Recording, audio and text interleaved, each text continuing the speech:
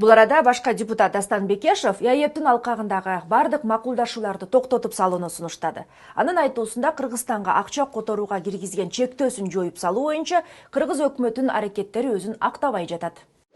Орусия бирдей эрежелер менен биримдик түзгүсү келгендей сезилип жаткан. Бирок ошол эле эрежелерди кайра өзүнө ыңгайлуу болгон учурда өзгөртүп жатат. Премьер-министр акча которууга чектөөнү алып салуу маселесин көтөрдү. Бирок маселе чечилген жок. Бул маселе Орусиянын жетекчилиги Орустун айкөлдүгүн көрсөтүүнү каалаганга чейин чечилбейт. Ошондуктан өзүбүз чечишибиз керек. Мен өкмөткө ЕАЭБке байланыштуу бардык макулдашуулардын ратификацияларын токтотуп турууну, ал эми парламентке 2018 жылдын 6 ноябрында Москва шаарында кол коюлган Евразия экономикалык биримдигиндеги мамлекеттердин финансылык рынок тармагындагы мыйзамдарын үндөштүрүү тууралуу макулдашууну ратификациялоо тууралуу мыйзамды кабыл алууну артка жылдырып турууну сунуш кылам. Сандырактык дейсиңерби? Бирок биримдиктин алкагындагы чектөөлөр сандырактык болуп жатат. А эмне үчүн бизге да ушундай бир туугандык сандырактык менен алектенүүгө болбосун?